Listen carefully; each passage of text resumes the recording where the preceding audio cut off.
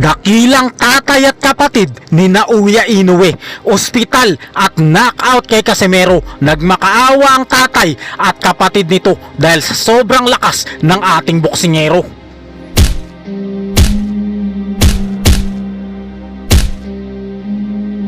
Alam nyo ba na halos magwala sa galit si Naoya Inoue ng Japan matapos wasakin, kawawain at mabagsakin ni Cuadro Alas Janriel Casimero ang best friend nito na si Tomo Mishikoshi.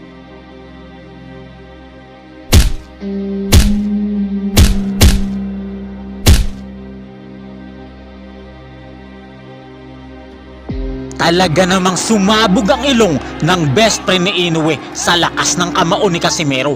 Kaya ang ending, nagwala sa galit ang halimaw na hapon na boksingero.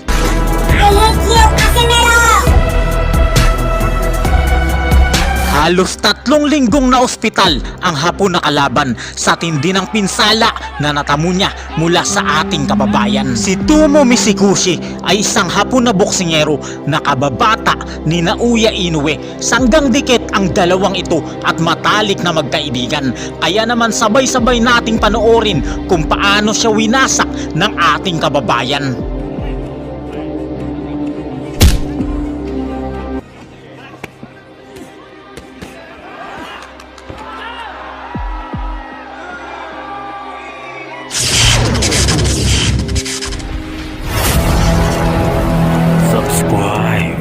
Sa round number 1, kitang-kita ang laki ng diferensya ng katawan ng dalawang boksingero. Napakalaki ng katawan ng hapon na kalaban, pero di nagpadaig dito ang ating pambato.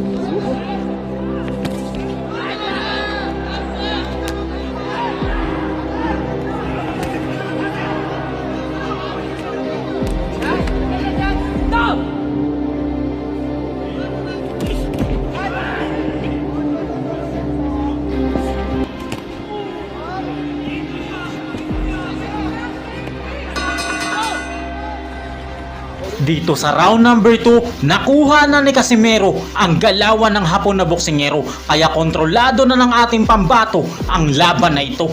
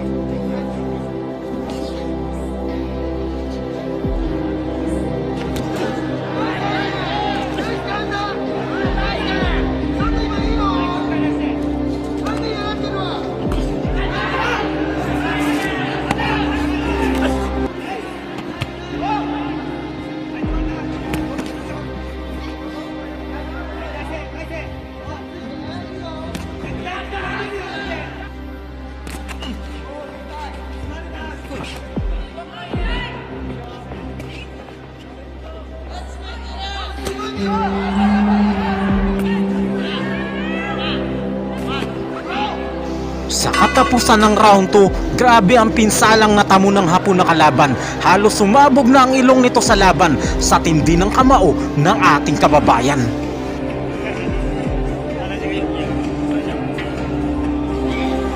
Sa round number 3, kawawa na ang best friend ni Inoue sa kamao ni Casimero. Bugbog sarado ang inabot niya sa ating boksingero.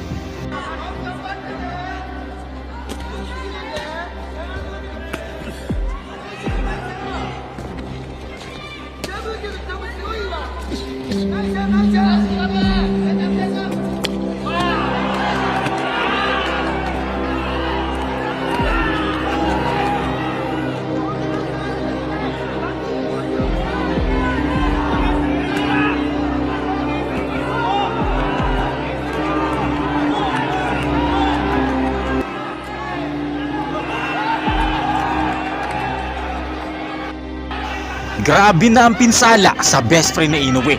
Pinanghilamos na niya ang sarili niyang dugo.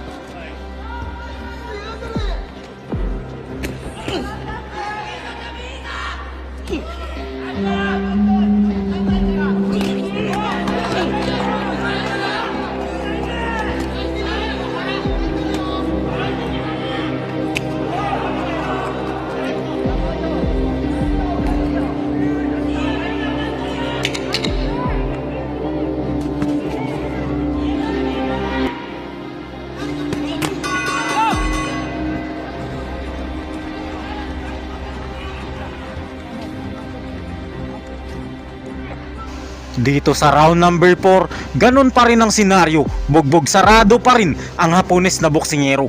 Hindi na makilala ang pagmumukha nito dahil sa mga tinamo niyang kamao mula sa ating pambato.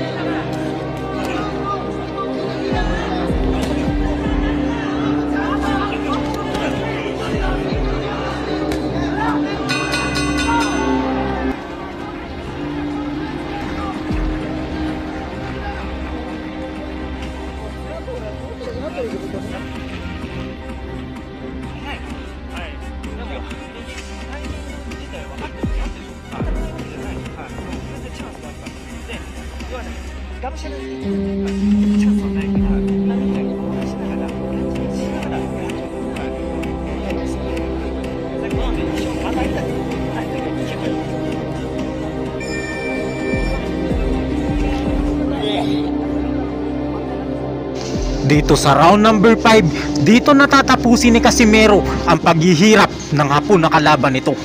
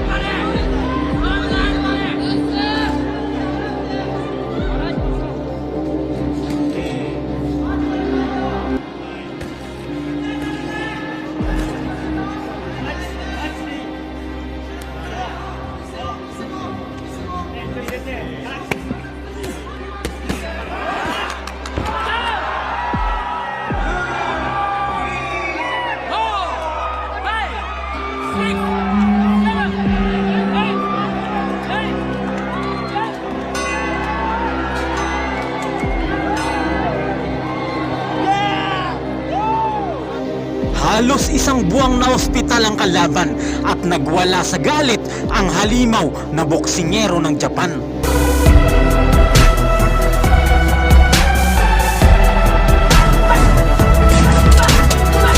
Kaya pala takot na takot lumaban si Naoya Inoue kay Janriel Casimero dahil lang tumalo at nag-knockout sa tatay nito na siyang nagturo kay Inoue ng boxing ay winasak lang ni Casimero, kinawawa at pinaglaruan ng ating pambato. Kaya ang kanyang trainer at biological na ama na si Shingo Inoue ay hindi na talaga pinayagang si Inoue na makalaban si Cuadro Alas Janriel Casimero dahil sigurado ang kanyang pagkatalo. Isang napakahusay na Japanese boxer ang itinuring na tatay ni Naoya Inoue, si Akira Yaigashi, ang brutal na tinapos ng isang undefeated na Meksikano. Pero ang Meksikano na ito ay winasak lang ni Cuadro Alas Janriel Casimero, parang saging na pinatumba sa harapan mismo ng baluarte at mga kababayan niya. Ilang beses pinabagsak ni Casimero sa ibabaw ng lona pero di binilangan ng referee dahil takot na matalo ang pambato nila. Si Pedro Guevara ay isang undefeated na boksingero bago niya makalaban si Janriel Casimero dahil sa husay na Meksikanong ito ay kinuha siya ni Eric Morales para maging kanyang alaga. At ito yung boksingero na tumapos sa trainer at tatay-tatayan ng Japanese monster na si Naoya Inoue. Walang iba kundi ang pinakasikat na boksingero ng Japan noon na si Akira Yaigashi, ang buhay na Japanese Ippo Makunouchi. Ito yung nagturo ng mga taktika kay Naoya Inoue at ito yung kasparing partner niya palagi. Sa round number 7 ng labanan ng tatay-tatayan ni Naoya Inoue kontra kay Pedro Guevara ay bugbog na po talaga si Akira. Sobrang lalakas na mga suntok ang natamo niya. Frente a Isashi. Malalakas na kombinasyong suntok ang pinakawala ng Mexicano na nagpalasing ng husto sa hapon na kalaban nito. Es tremendo.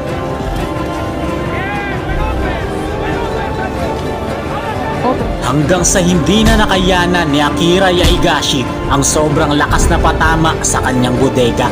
Napaluhod siya at sa sobrang sakit ay dito na natapos ang laban nila. De compás, llegó a la izquierda y se acaba, Nippon a la lona, se acaba, nuevo campeón del mundo Mini Mosca. Araw ng Sabado, August 4, taong 2012 sa Centro de Convenciones, Mazatlan, Sinaloa, Mexico. Magaganap ang laban ni Cuadro Alas Janriel Casimero kontra sa undefeated na Mexicano na si Pedro Guevara. Meron itong record na 18 na panalo, walang talo at isang draw. Samantalang si Janriel Casimero ay meron labang 16 na panalo at may 2 na po na talo. Kaya underdog po talaga dito ang ating pambato. Pero ang inakala nilang mahina ay ilang beses na pababagsakin at tuluyang wawasakin ang kanilang paboritong alaga. Round number 1, kitang-kita ang pagiging maliksi at agresibo ni Casimero, kaya napapaatras agad ang malabato sa tibay na Meksikano.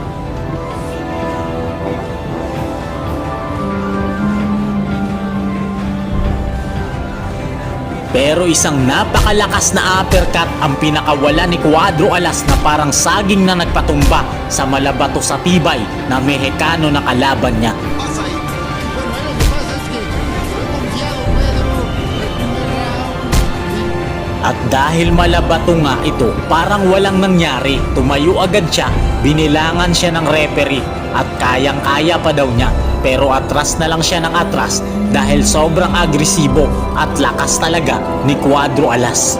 De izquierda para tratar de ganar buenas combinaciones. Pedro que va ante 10 knockouts en 16 victorias. Ahí está con la del acomodar, perdió por el campeonato mundial y ahí está el filipino tratando de sacar ventaja de su pegada y lo vuelve a tocar. Round number 2, nakaramdam na talaga ng takot ang Mexicano. Atras na ito ng atras at nag-iingat na sa bawat suntok ni Janril Casimero. Para Pedro Guevara, aquí en casa en Mazatlán, Sinaloa, de derecha que le trona donde trabajar. Round number 3, nakakonekta na mga power shot si Cuadro Alas. Takot naman ang inakala kong bato na matamaan ng mga suntok ni Janril Casimero. Kaya grabe ang iwas nito. Napakaganda naman ang ikot ng ulo ni Casimero kaya di ito matamaan ng Mexicano. Ya vemos, ahí está Pedro, solo bonito esa derecha, pero el filipino Round number 4, sumabay na ang Mexicano sa galaw ni Casimero. Kaya lang bigla itong bumagsak nang sumampa kay Casimero. Tuloy ang laban at matindi po ang kanilang naging palitan.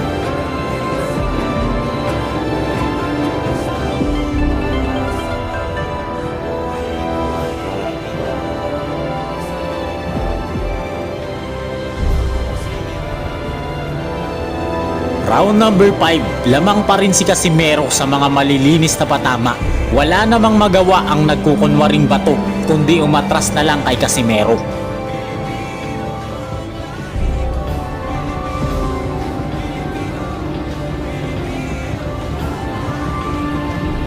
Sa round number 6, yakap na ng yakap ang Mexicano. Hindi tuloy makatsyempo si Janril Casimero hanggang may isang napakalakas na suntok ang muling nagpabagsak sa batong Mexicano. Pero sabi ng referee ay nadulas lang daw ito at di ito binilangan. Kaya grabe ang kanyang pag-atras nang ituloy ang kanilang laban. Round number 7, maliksi pa rin si Janril Casimero at grabe na mga power shot na pinapakawalan nito na talaga namang nagpadurog sa batong katawan ng kalaban na Mexicano.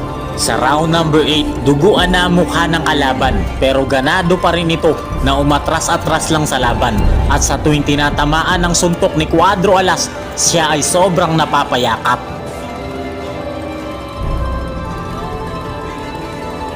Sa round number 9, malakas at maliksi pa rin po si Casimero at lamang na talaga sa puntos ang ating pambato. Puro power shot na ang pinapakawala nito.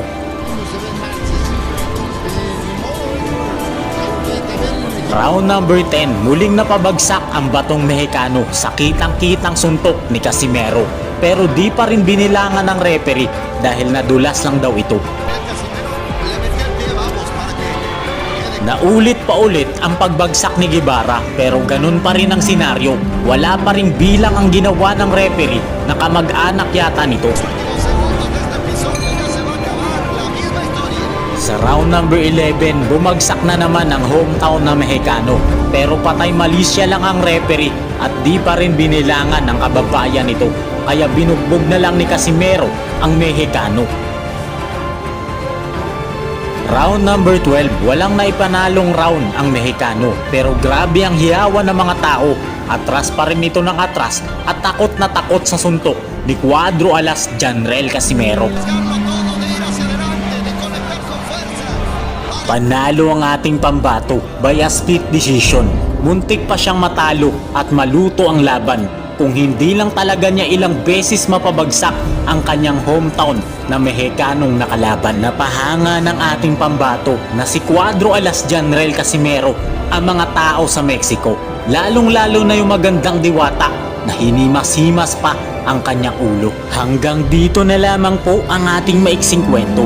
Maraming salamat sa lahat ng walang sawang suporta nyo. God bless everyone.